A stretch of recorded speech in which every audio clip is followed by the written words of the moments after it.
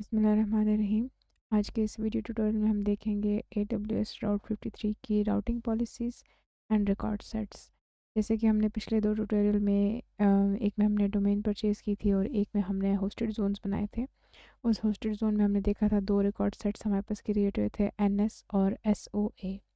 उनकी थोड़ी सी डिटेल देखेंगे और राउटिंग पॉलिसीज़ को देखेंगे कि कौन सी टाइप्स हैं और वो कैसे इफ़ेक्ट करती हैं आपके डोमेन को। इसके अलावा इस ब्लॉग में जो dev.to पे लिखा है उसमें आपको दो सेक्शन मिलेंगे, एक राउटिंग पॉलिसीज़ का और एक रिकॉर्ड सेट्स का। जैसे आप नीचे स्क्रॉल करेंगे तो आपको आखिर में एक लिंक दिया होगा जो कि ऑफिशियल डॉक्यूमेंटेशन है AWS की अकॉर्डिंग टू राउटिंग पॉलिसी, और सेकंड लिंक में जो है ना आपको DNS रिकॉर्ड टाइप्स की डिटेल मिल जाएगी। अगर आप इसको फर्दर स्टडी करना चाहें तो आप यहाँ से देख सकते हैं। चलिए अब इसको AWS कंसोल में देख लेते हैं। जैसे कि हमने अभी example-today.com का एक होस्टेड ज़ोन बनाया है, और जैसे हमने होस्टेड ज़ोन बनाया था तो हमारे पास दो रिकॉर्ड आए थे, नेम सर्वर और SOA रिकॉर्ड सेट्स। और ये दो रिकॉर्ड सेट्स जो हैं किसी भी होस्टेड ज़ोन के लिए, किसी भी डोमेन के लिए बहुत इंपॉर्टेंट होते हैं। जैसे कि अगर आपने GoDaddy पे या फिर HostGator या किसी और डोमेन रजिस्ट्रार पे अगर परचेज़ की हो डोमेन, तो उसमें आपको नेम सर्वर का रिकॉर्ड सेट लाजमी मिलता है जिसके अगेंस्ट 4 एंट्रीज़ होती हैं। SOA या स्टार्ट ऑफ अथॉरिटी रिकॉर्ड जो है वो आपका एडमिनिस्ट्रेटिव इन्फॉर्मेशन बताती है आपकी ज़ोन की, जैसे कि रिस्पॉन्सिबल पर्सन कौन है ज़ोन का, या वेबसाइट का जो ये डोमेन है ये कब लास्ट अपडेट हुई है, या टाइम ज़ोन कौन सा है और ट्रांसफ़र टाइमिंग्स क्या हैं इस DNS की। जबकि नेम सर्वर रिकॉर्ड जो है वो आपकी कोई भी क्लाइंट अगर ब्राउज़र में लिखता है example-today.com, उसके अगेंस्ट कौन सा IP, कौन सा कंटेंट या कहाँ पर आपकी वेबसाइट होस्टेड है, उन चीज़ों को मैप करने के लिए आपके डोमेन के साथ नेम सर्वर रिकॉर्ड यूज़ होता है। चलिए अब एक रिकॉर्ड क्रिएट कर लेते हैं। यहाँ पर राइट साइड पे आपको क्रिएट रिकॉर्ड का बटन नज़र आ गया, इसको क्लिक करें। नेक्स्ट हमारे पास राउटिंग पॉलिसीज़ दिख रही हैं, लेकिन अभी इसको हम ऐसे ही as it is simple routing पे क्लिक करके नेक्स्ट कर लेते हैं। अच्छा, अब यहाँ पर आपने डिफ़ाइन सिंपल रिकॉर्ड करना है। इस विंडो में आपके पास डिफरेंट ऑप्शंस आ रही हैं, लेकिन इस वीडियो के लिए हमारा रिकॉर्ड सेट को हमने देखना है, तो इसलिए हम डिफरेंट रिकॉर्ड सेट्स की टाइप को क्लिक कर देते हैं। और यहाँ पर आपको नज़र आ रहा है कि हमारे पास नेम सर्वर के अलावा और भी बहुत सारी रिकॉर्ड सेट्स की टाइप है, जिसमें से ए है, ए है, सी नेम है, और MX रिकॉर्ड और टेक्स्ट रिकॉर्ड जो है वो बहुत इंपॉर्टेंट है। इनको हम फर्दर वन बाय वन देख लेते हैं। ये रिकॉर्ड सेट्स जो हैं वो ट्रैफिक को राउट करते हैं IP4 एड्रेस पे, और ए रिकॉर्ड जो हैं वो आपकी ट्रैफिक को राउट करते हैं IPv6 एड्रेस पे। कोई भी आपके वेब रिसोर्सेज ऐसे हैं जो कि IP बाइंड हैं, और अगर आप उनको भी इस डोमेन के थ्रू एक्सेस देना चाहते हैं तो आप ए रिकॉर्ड या ए रिकॉर्ड बनाएंगे। सी नेम रिकॉर्ड्स जो हैं वो आपकी ट्रैफिक को राउट करते हैं अगर आपने इसी डोमेन की मल्टीपल सब डोमेन्स बनानी हो, जैसे कि www.exampletoday.com, या मे बी अगर आप बनाना चाहते हैं today.exampletoday.com। इस तरह की जितनी भी सब डोमेन्स होंगी उसको आप सी नेम के थ्रू एक्सेस करेंगे। इसके अलावा एक और रिकॉर्ड सेट है MX रिकॉर्ड। ये भी बहुत इंपॉर्टेंट है क्योंकि अगर आपकी कोई डोमेन है उसके साथ कोई मेल सर्वर अटैच है, उसके लिए पॉइंट करने के लिए आपको MS रिकॉर्ड सेट की एंट्री भी क्रिएट करनी होती है होस्टेड जोन में। तो चलिए एक रिकॉर्ड सेट क्रिएट कर लेते हैं। अभी हम एक सब डोमेन रिकॉर्ड सेट क्रिएट करेंगे जो कि ए टाइप का होगा। तो सबसे पहले रिकॉर्ड नेम में हम लिख लेते हैं वेब। एक चीज़ का यहाँ आपने ध्यान देना है कि आपने फुल स्टॉप नहीं डालना, बिकॉज़ अगर आप web dot example today dot com बनाना चाहते हैं तो ये डॉट पहले से ही यहाँ पर अपेंडेड है, तो अगर आप डबल डालेंगे तो वो प्रॉब्लम क्रिएट करेगा। सेकंड में हम लोग रिकॉर्ड टाइप सेलेक्ट कर लेंगे जो कि अभी हम ए रिकॉर्ड रख रहे हैं, और वैल्यू में हम इसको दे देंगे IP एड्रेस। जैसे कि आप यहाँ देख सकते हैं कि यहाँ पर हमारे पास डिफरेंट ऑप्शंस हैं, जैसे कि एक बेहतरीन ऑप्शन है alias to CloudFront distribution. अगर आपने अपने डोमेन यानी कि राउट 53 के आगे अगर आपने क्लाउड फ्लेयर जैसी कोई चीज़ लगानी है जो कि आपके स्टैटिक कंटेंट को कैश करके आपके यूज़र्स को जो है विदाउट एनी लेटेंसी डिस्प्ले कर सके, तो आप क्लाउड फ्रंट AWS की अपनी सर्विस है जिसको यूज़ कर सकते हैं। फिलवक्त हम IP एड्रेस यूज़ कर लेते हैं, और एग्ज़ाम्पल के तौर पर हम डॉक्यूमेंटेशन में जाके इसको आईपी को कॉपी कर लेते हैं और इसी को यूज़ कर लेते हैं। लेकिन यहाँ पर ध्यान रहे कि आपने वो आईपी यूज़ करनी है जो कि आपके अपने वेब रिसोर्सेज का हो, मतलब जो ऑथेंटिक हो जहाँ पर, ताकि अगर आप web.exampletoday.com लिखते हैं तो वो रिसोर्सेज इधर से इस आईपी के अगेंस्ट जो भी रिसोर्सेज पड़ेंगे उनको शो कर देगा या कंटेंट को सर्व कर देगा क्लाइंट को। अच्छा, इसके बाद हमारे पास टाइम टू लिव है, वो कि हमने सेकंड्स में देना होता है। जो डिफ़ॉल्ट है उसको हम इसी तरह रहने देते हैं और एक सिंपल रिकॉर्ड सेट क्रिएट कर लेते हैं। ठीक है, ये आपके पास रिकॉर्ड सेट क्रिएट हो गया है। आप इसको मज़ीद मतलब ओपन करके इसकी डिटेल भी देख सकते हैं, एडिट भी कर सकते हैं अगर कोई मिस्टेक हो गया, ठीक है, और इसको डिलीट भी कर सकते हैं। फिल वक्त हम इसको इधर ही छोड़ देते हैं। अब जैसे कि आपको एग्जांपल टुडे के मेन कंसोल में नज़र आ रहा है कि हमने एक ए रिकॉर्ड भी ऐड कर लिया है। ये दो एनएस और एसओ पहले से ही बन गए थे जैसे ही हमने रिकॉर्ड होस्टेड जोन क्रिएट किया था, और ये अब हमने एक ए रिकॉर्ड क्रिएट किया है। अब हम ऐसा करते हैं, कुछ राउटिंग पॉलिसीज़ देख लेते हैं ताकि वो भी क्लियर हो जाए। यदि हम करते हैं क्रिएट रिकॉर्ड, और यहाँ पर हमारे पास डिफरेंट राउटिंग पॉलिसीज़ आ रही हैं। वैसे तो ये इन्होंने पिक्टोरियल डायग्राम्स भी बनाई हुई हैं ताकि आपको इजीली समझ आ जाए, लेकिन फिर भी थोड़ा सा डिस्क्राइब कर देती हूँ आप लोगों की आसानी के लिए। अभी जो हमने रिकॉर्ड सेट क्रिएट किया था वो सिंपल राउटिंग थी, यानी कि हमने एक ही रिकॉर्ड सेट के अगेंस्ट एक आईपी एड्रेस दे दिया था ताकि कोई भी अगर web.exampletoday.com लिखता है तो वो हमारी उस आईपी के ऊपर जो भी कंटेंट पड़ा है उसको डिस्प्ले कर देगा। सेकंड है हमारे पास वेटेड।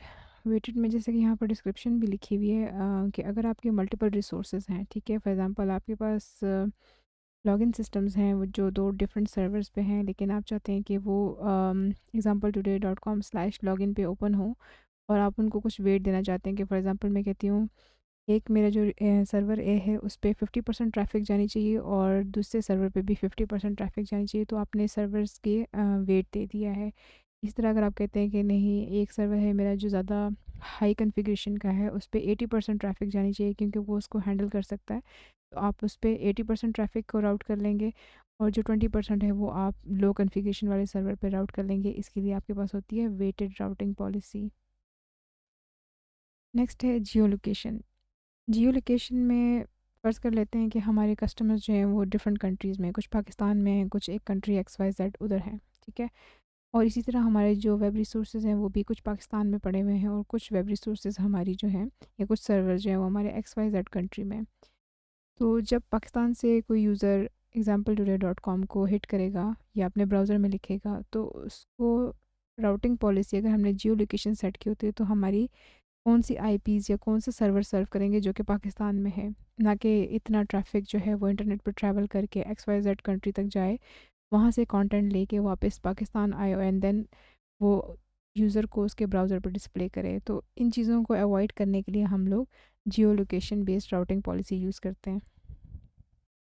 नेक्स्ट है हमारे पास लेटेंसी बेस्ड। यहाँ पर हम फ़र्ज़ कर लेते हैं कि दो डिफरेंट रीजन्स में हमारे पास रिसोर्सेज पड़े हैं, लेकिन जब भी कोई क्लाइंट रिक्वेस्ट करता है तो एक रिसोर्स से हमें डिले के साथ रिस्पांस आता है और एक रिसोर्स से हमें क्विकली रिस्पांस रिसीव हो जाता है, जिससे मतलब हमारा यूज़र एक्सपीरियंस इम्प्रूव हो सकता है। तो हम क्या करते हैं कि लेटेंसी बेस्ड राउटिंग पॉलिसी को सिलेक्ट करते हैं ताकि जहाँ पर राउटिंग में हमें डिले आ रहा है तो वो उन पाथ को अवॉइड करते हुए वहाँ से हमें डेटा सर्व करे, जिस रीजन से हमें क्विकली डेटा कस्टमर तक पहुँचा सकते हैं। नेक्स्ट है हमारे pass fail over. Fail over में ये है कि फॉर एग्ज़ाम्पल जैसे अगर आप हम AWS के और ट्यूटोरियल्स में आगे जाएंगे, हमारे पास हाई अवेलेबिलिटी एक चीज़ आती है। हाई अवेलेबिलिटी ऐसे होता है कि आपने अपने वेबसाइट के बिल्कुल क्लोन बनाया हुआ था, यानी कि उसको रेप्लिकेट किया होता है दो डिफरेंट रीजन्स में या दो डिफरेंट जोन्स में, ठीक है। उससे ये होता है कि आपके पास फॉर एग्ज़ाम्पल अगर आपका एक सेट ऑफ जो वेब सर्वर्स है वो फेल हो जाता है या लेट्स से क्रैश हो जाता है, तो आपका जो डीएनएस है वो खुद ही हेल्थ चेक के थ्रू देखेगा, ठीक है। अगर दूसरा सर्वर आपका लाइव है और वो सही फंक्शनिंग कर रहा है तो वो फिर आपकी सारी ट्रैफिक को दूसरी की तरफ राउट कर देगा। और हेल्थ चेक जो है वो AWS की राउट 53 खुद ही मतलब ऑटोमेटिकली परफॉर्म कर रहा होता है कुछ सेकंड्स के बाद, और कुछ डिले के बाद वो दोबारा दोबारा चेक करता है कि आपके जो सर्विस हैं वो प्रॉपरली रिस्पॉन्ड कर रहे हैं कि नहीं, और अगर उनको वो अनहेल्दी मिलते हैं तो वो फिर हेल्दी जो आपके सर्वर्स होते हैं उनकी तरफ आपकी ट्रैफिक को राउट कर देता है। नेक्स्ट है हमारे पास मल्टी वैल्यू। और मल्टी वैल्यू जो है हमारे पास कम्बिनेशन है फेल ओवर और वेटेड का। जैसे कि वेटेड में हमारे पास मल्टीपल सर्वर्स होते हैं और हम वेट असाइन कर देते हैं हर सर्वर को उसकी कैपेबिलिटी के हिसाब से, ताकि ज़्यादा रिक्वेस्ट अच्छे सर्वर पे जाएं जो कि ज़्यादा एफिशिएंट है, और जो कम एफिशिएंट है उस पे हम कम रिक्वेस्ट भेजते हैं। इसी तरह जो मल्टी वैल्यू है उसमें हमारे पास मल्टीपल सर्वर्स की आईपी हम डाल देते हैं, ठीक है, और उनको वेट भी असाइन कर देते हैं।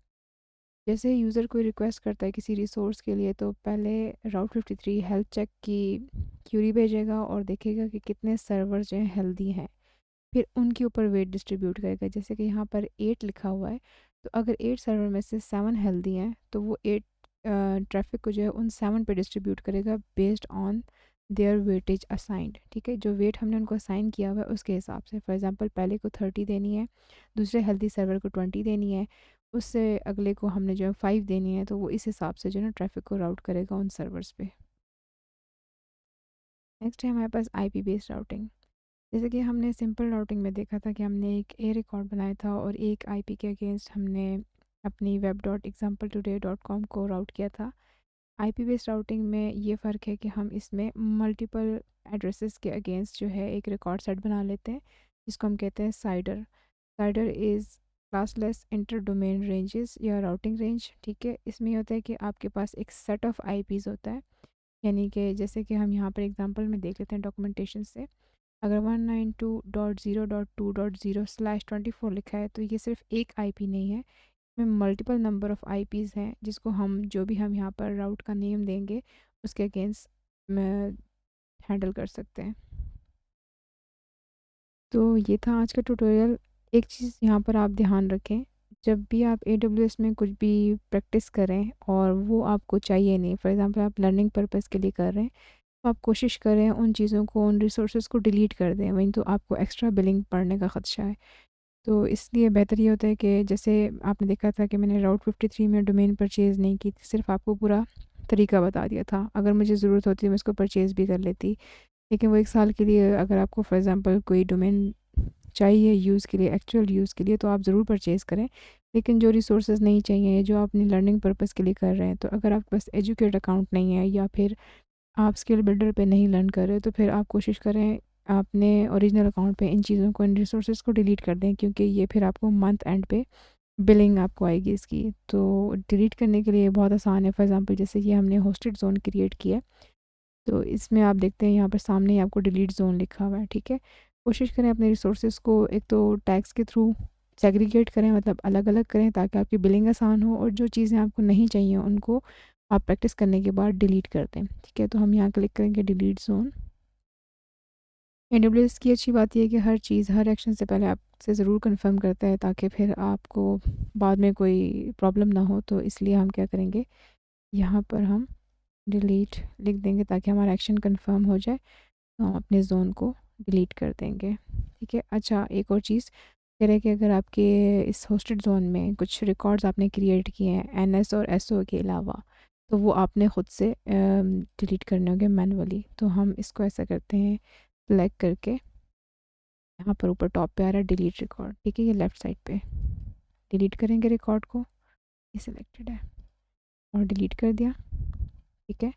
इन एरर्स को रिमूव कर देते हैं, इसको भी क्लोज कर देते हैं, और अब हम इस होस्टेड ज़ोन को भी डिलीट कर देंगे।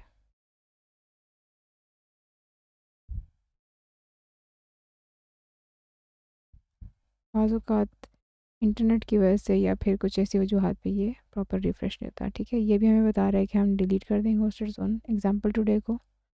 Okay, delete. अब आप देख सकते हैं कि इसने बगैर किसी हील हुज्जत के उसको डिलीट कर दिया है। तो ये था आज के ट्यूटोरियल के लिए, मिलते हैं नेक्स्ट ट्यूटोरियल में। Thank you.